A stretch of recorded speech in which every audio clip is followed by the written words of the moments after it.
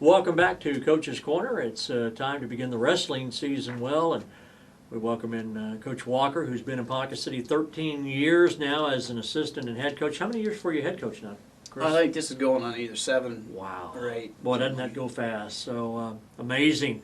Tell me about the team this year. You've got Hunt coming back. He's a known quality guy who went to the state tournament. What else do we have coming back, Chris? You know, we've got this team. We've got a large group of seniors that you know, over the years have been battling and trying to improve, and I think they're really going to have a decent year this year. But we've got Hunt, who's a state runner-up 2 years ago. Last year he was the #1 guy at 152, but he didn't have a real good state tournament. We got Dakota Bridges, who's a returning state qualifier at heavyweight.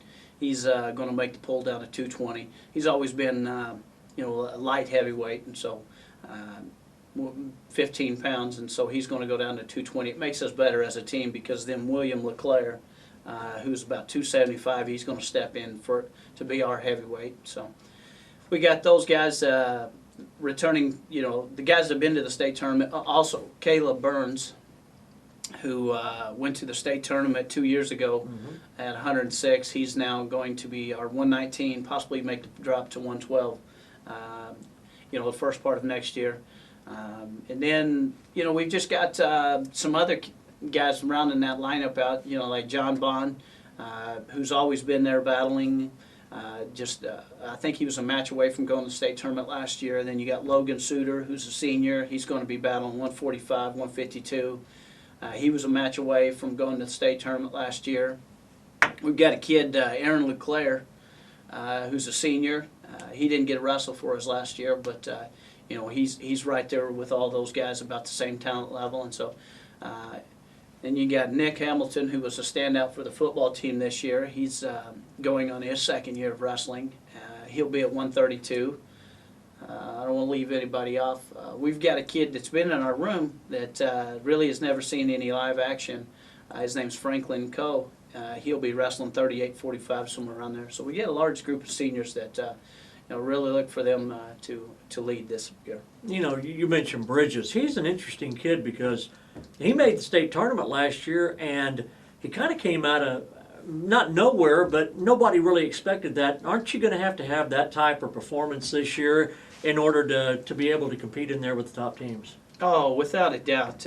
You know, we've got to have guys that overachieve and that do more than what they're expected to do. And, you know, years past, back when we was winning state titles, we just had those guys in the room. And it was just what was expected of them. And you know, we've lost a lot of guys over the last couple of years. And so we haven't had the talent pool in the room. And so a lot of those guys, you know, when they step out there, sometimes they've you know, haven't had the competition in the room to go out and push themselves when they wrestle, you know, the better competition in the state. And so we've kind of faltered in that aspect. But this year, you know, if we're going to succeed and have a successful team, have a winning team this year, we've got to have guys that stand up. Guys like John Bond, who have never been to the state tournament. You know, he's got to step up. He's a senior. Dakota, he's got a place at the state tournament. Brandon Hunt. You know, last year, he #1 guy in the state. He didn't even place at the state tournament. Those are things that, you know, we've got to do a better job of as a team if we want to go out and represent ourselves in any kind of way. And it's a numbers situation. You mentioned, you know, 10, 11 years ago when we were winning all those titles, you had a lot of guys in the room. Our second team was as good as anybody's first team. You don't have the numbers now that you did back in those days, too. Yeah, it's you know, it's just a numbers game. When you look at your elementary, you know, you can almost project how tough you're going to be later on. Right now, you can mark my word, the elementary program is second to none in this state. Ponca City Wrestling is going to be on top again. That group of kids down at the elementary, there's huge numbers down there. A lot of good quality coaches, which we've always had good coaches, but you know, the numbers just weren't there. And that's some of the things that we're dealing with right now at the high school. Wrestling's just not one of those things you can just go and pick up and learn in a couple of years. It's got to be something that you've done for 4, 5, 6 years to be competitive. And the group of kids we're dealing with now, like Nick Hamilton, this is his second year. Brandon Hunt, he started when he was an 8th grader. William Leclair, this is his 3rd year. Logan Suter, this is his 3rd or 4th year. So Erin Leclair, same thing. Majority of these seniors who we're going to be counting on, they started wrestling their 7th, 8th grade year. And, that's okay to do when you have 1 or 2 guys, but when your whole team is made up of that, it makes it difficult to compete at 6A. Well, and people that don't follow our high school wrestling program quite as closely, I can tell you right now it's a very interesting time in wrestling because a lot of wrestlers who you coached and who I have followed, they're now becoming fathers, and their children are now getting to the age where they're starting to develop in our youth programs, and there's something to be said for that. When those guys, they understand it. They understand how important it is for them to start out at an early age. So it may not be this year or tomorrow, but one day those kids are all going to come through at the same time, and I think that's what you're talking about. Oh, without a doubt. That's how you build tradition. Ponca City is so rich in tradition, and I don't want to do anything to discredit any of the coaches that we've had in previous years at any level of the program. We've had exceptional coaches all the way through and through. But when you start getting guys that have been in the same system from top to bottom, then you get a consistency that you very rarely find in high school athletics. And so, that's what we've got right now. We've got the kids that are running our youth program. They've all been under the coaching staff that we've got now. Mm-hmm. And then our junior high coach, he's been in our room, and so they're from top to bottom, they're getting the same thing. Do we have any changes in our coaching situation for this year, Chris? Yeah, we've made some adjustments. Our junior high wrestling coach, he's now the head wrestling coach at Morrison, and Kyle Fry, he left us this summer, and so one of our assistants, Kevin Larue, who's a Ponca boy, who wrestled on the high school team, and who's been in our junior high program for 6-7 years, he's stepped up. He's going to run the junior high program with the help of Justin Rowland. So again, you've got a former state champion for us that is involved in one of the levels, along with John Munger and Kevin, Coach Moxley, who's new to our wrestling program. And at the high school level? At the high school level, we've got the same guys.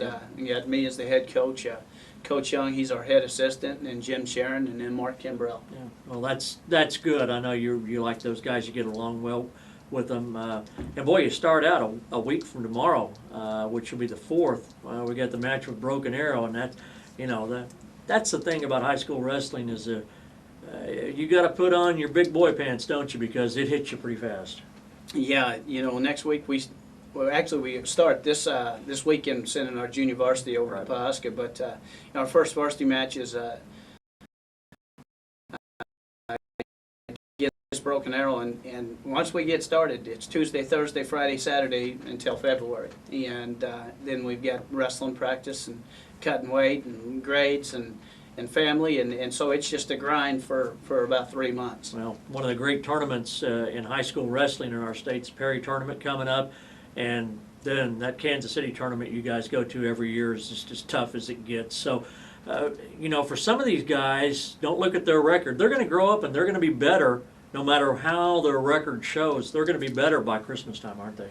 Yeah, I always feel like as a program, our kids always improve. We've got a couple staging points that we like to look at, and one is, at the Christmas break, how'd they do at the Perry tournament and the Kansas City Wrestling Classic.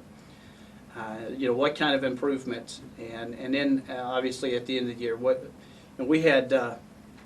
It's so hard to see this, but as a coach, some of the greatest times I've had have been over the last couple of years. We've taken kids that have never been in a wrestling program or just average athletes, and they've went and they've competed and battled with some of the best kids in the state.